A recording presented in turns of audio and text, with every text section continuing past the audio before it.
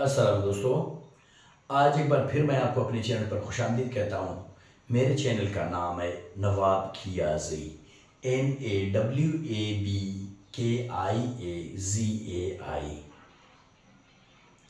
और जैसा कि आपको मालूम है कि हमने टेंसेस की एक सीरीज़ शुरू किया हुआ है और ये टेंसेस की दूसरी वीडियो है, यानी कि दूसरी सबक है। और आज के सबक में हम पढ़ेंगे पास्ट परफेक्ट। इससे पहले वाला जो वीडियो था उसमें हम लोग पास्ट परफेक्ट कंटिन्यूस पढ़ चुके हैं, सही है? तो आज के सबक में हम पढ़ेंगे पास्ट परफेक्ट। तो अब हम ये देखें कि ये पास्ट परफेक्ट क्या होता है। तो भाई पास्ट परफेक्ट एक यानी कि फेल है, काम है जिसको आपने गुजरे ज़माने में शुरू किया था और कुछ अर्सा चला फिर ख़त्म हो गया, सही है? यानी कि पास्ट में ही शुरू हो गया, पास्ट में ख़त्म हो गया, उसे कहते हैं पास्ट परफेक्ट, सही है? परफेक्ट यानी कि परफेक्शन से निकला है, परफेक्ट यानी कि पूरा, मुकम्मल, तमाम। एक काम पुराने ज़माने में शुरू हो गया और पुराने ज़माने में ख़त्म हो गया, यानी कि पहले शुरू हो गया पहले ही ख़त्म हो गया, पास्ट में, गुजरे ज़माने में, पुराने ज़माने में नहीं, सॉरी, गुजरे ज़माने में, ठीक है, पास्ट में। अच्छा, तो अब हम ये देखें कि हम लोग टेंसेस तो वैसे ही पढ़ रहे हैं, तो टेंसेस के साथ साथ एक और चीज़ है जो बहुत सूट करता है, यानी कि उन्हीं का एक साथी है इंग्लिश ग्रामर में। इंग्लिश ग्रामर का एक हिस्सा है जिसे एक्टिव वॉइस पैसिव वॉइस कहते हैं, सही, जिसे एक्टिव वॉइस पैसिव वॉइस कहते हैं। तो अब हम देखें कि हम यानी कि टेंसेस तो वैसे ही पढ़ रहे हैं, फिर क्यों ना हम साथ साथ एक्टिव वॉइस पैसिव वॉइस भी पढ़े, यानी कि उर्दू में कहते हैं कि एक तीर से दो शिकार। हाँ, तो अब हम ऐसा ही करेंगे इंशाल्लाह, पास्ट परफेक्ट का एक्टिव वॉइस पैसिव वॉइस भी पढ़ेंगे, ठीक है? तो अब हम ये देखें कि ये एक्टिव वॉइस और पैसिव वॉइस क्या होते हैं। तो भाई एक्टिव वॉइस हमारे आम जुमले होते हैं, इंग्लिश में जो हम एक जुमला बोलते हैं उसे एक्टिव वॉइस कहा जाता है। मिसाल के तौर पर आप एक काम करते हो जिसे एक्टिव वॉइस कहा जाता है। अच्छा, आपसे एक काम हो जाता है तो उसे पैसिव वॉइस कहा जाता है। मिसाल के तौर पर मैं कहूँ मैं पानी पीता हूँ, ये क्या है? ये एक्टिव वॉइस है। अगर मैं कहूँ ये पानी मुझसे पिया जाता है तो ये पैसिव वॉइस है, सही है?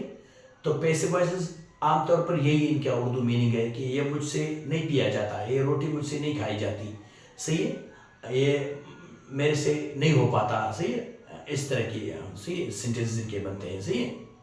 यानी कि जिस काम का जरिया तुम बनो उसे पैसिव वॉइस कहा जाता है, और जिस काम को कर लो, सही है, फाइल तुम खुद बनो, तो वो क्या है? वो एक्टिव वॉइस है, सही। और अब हम ये देखें कि ये जुमले सेंटेंसेस जो है ना, ये कितने किस्म के हैं। तो भाई सेंटेंसेस 4 किस्म के होते हैं, सही है? पहला है पॉजिटिव सेंटेंस, दूसरा है नेगेटिव सेंटेंस, तीसरा है इंटरोगेटिव सेंटेंस, चौथा है इंटरोगेटिव नेगेटिव सेंटेंस, ठीक है?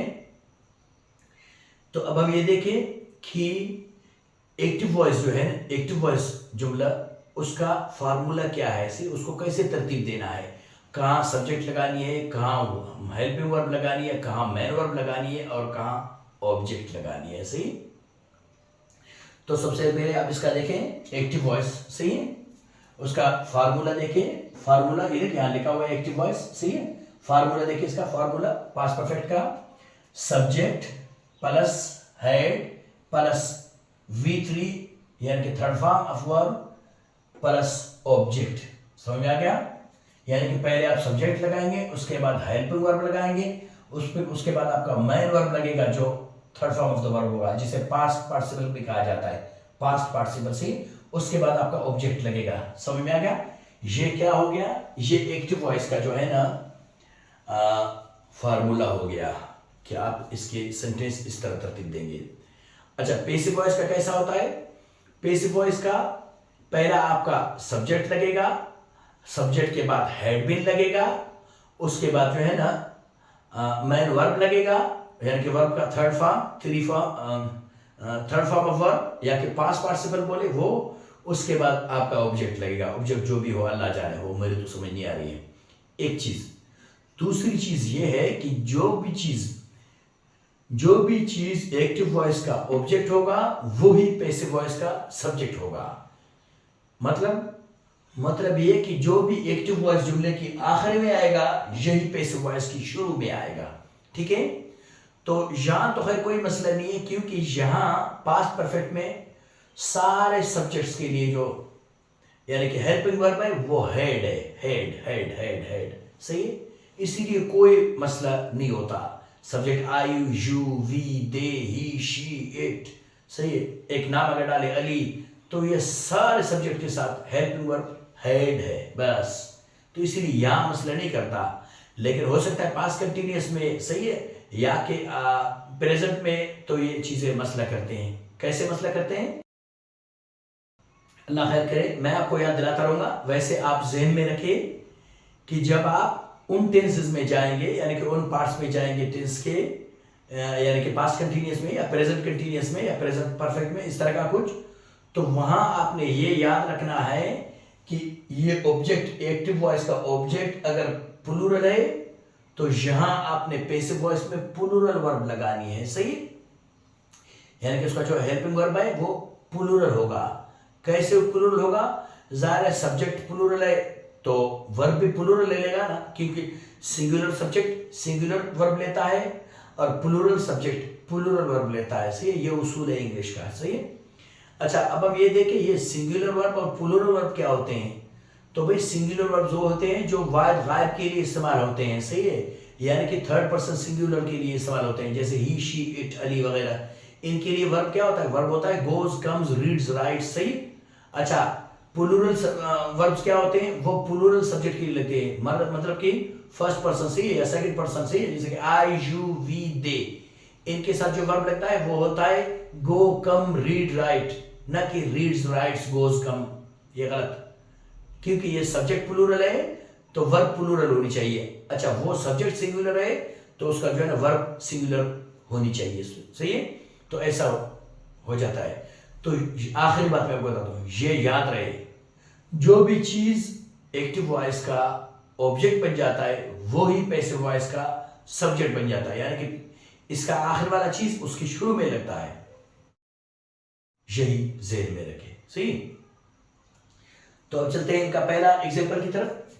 पहला एग्जांपल है, सही है, ये देख, ये बड़े बड़े लिखे हुए थोड़े बोल्ड, सही है, वर्ड्स में ये क्या है? एक्टिव वॉइस है, और छोटे अल्फाज में लिखे हुए थोड़े छोटे छोटे ये पैसिव वॉइस है, ताकि पहचाने जा सके कौन सा एक्टिव वॉइस है कौन सा पैसिव वॉइस है। अब ये देख, ये एक्टिव वॉइस, ये पैसिव वॉइस, ये एक्टिव वॉइस, ये पैसिव वॉइस, ये एक्टिव वॉइस, ये पैसिव वॉइस, ये एक्टिव वॉइस और ये पैसिव वॉइस। समझ में आ गया? और ये याद रखे, ये सारे सब्जेक्ट्स मैंने लिखे हैं, इनको आपने इसी तरह नहीं लिखना है, आप इनमें से एक को चूज करना है सब्जेक्ट बना के। यानी कि ये है इट हैड स्पोकन इंग्लिश, यही पूरा हो गया आपका जुमला, सही है। हाँ, ये नहीं कि सारे जिस तरह मैंने लिखे हैं, ये तो बोर्ड पर जगह नहीं थी, ये मेरा एक सिस्टमैटिक है, ऐसे ही है, सारे सब्जेक्ट एक साथ लिखने के इस तरह जो है, वरना इनमें से हर एक के लिए अलग अलग जुमला बनाना पड़ता है, सही है। तो इसलिए मैंने ये सब कुछ शुरुआत में लिखा एक साथ, उसके बाद जो है ना वो जुमला लिखा है, ताकि इनमें से एक पिक करो और जुमला बनाओ, एक पिक करो और सेंटेंस बनाओ, एक पिक करो और सेंटेंस बनाओ, सही है, यही। खैर मैं पढ़ के आपको सुनाता हूं, इंशाल्लाह आपको यानी कि आसानी हो जाएगी समझने में। ये देखिएगा पॉजिटिव सेंटेंस, एक्टिव वॉइस का positive sentence, I had spoken English. अब देखिए ये सब के साथ हेड लगा हुआ है, सारे सब्जेक्ट के साथ हेड लगा हुआ है, पास्ट परफेक्ट यही खूबी है, सही है। I had spoken English, you had spoken English, we had spoken English, they had spoken English, he had spoken English, she had spoken English, it had spoken English, Ali had spoken English, सही है, वगैरह वगैरह। तो ये हो गया आपका active voice, सही है। अब चलते हैं इसकी पैसिव वॉइस की तरफ। ये पैसिव वॉइस है, सही है। और पैसिव वॉइस देखो, वहां ये लास्ट में आ गया था, यहां इसकी शुरू में आ रहा है सब्जेक्ट के तौर पर, वहां ऑब्जेक्ट आ गया था, यहां सब्जेक्ट के तौर पर आ रहा है, सही है। अब देखिए, यहां English had been spoken, English had been spoken by me या बाय यू या बाय अस या बाय देम या बाय हिम या बाय हर या बाय इट या बाय अली, जिस किसी के जरिए ये काम हुआ है वही ऑब्जेक्ट आपने लगाने हैं। यानी कि ये सारे तो नहीं लगाने ना, इनमें से जिस तरह ये सारे जिस तरह वही इनका भी हुबहू ये किस्म है, इनमें से एक लगानी है आपको, जो सा जिसने भी जो काम किया है सही उसी से वही आपने वही लगा लेना है। उसके बाद चलते हैं इसका नेगेटिव सेंटेंस की तरफ। सही है, एक्टिव वॉइस का नेगेटिव है। सही है, अब देखिए यहां आई हैड नॉट स्पोकन इंग्लिश।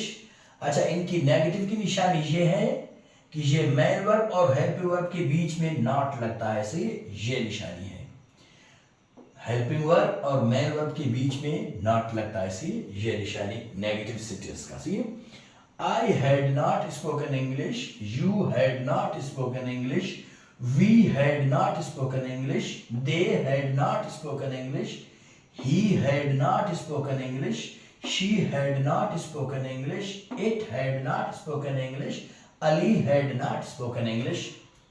सही है, समझ में आ गया। अब चलते हैं इसका इसी नेगेटिव का, सही है, किसी की तरफ, पैसिव वॉइस की तरफ, पैसिव वॉइस सेंटेंस की तरफ। सही है, नेगेटिव का। अब देखिए यहां इंग्लिश हैड नॉट बीन। सही है, हैड और बीन के बीच में नॉट लगता है यहां। सही है, English had not been spoken by, उससे आगे जो भी आप लगा रहे object, see by me, by you, by us, by them, by him, by her, by it, by Ali, etc।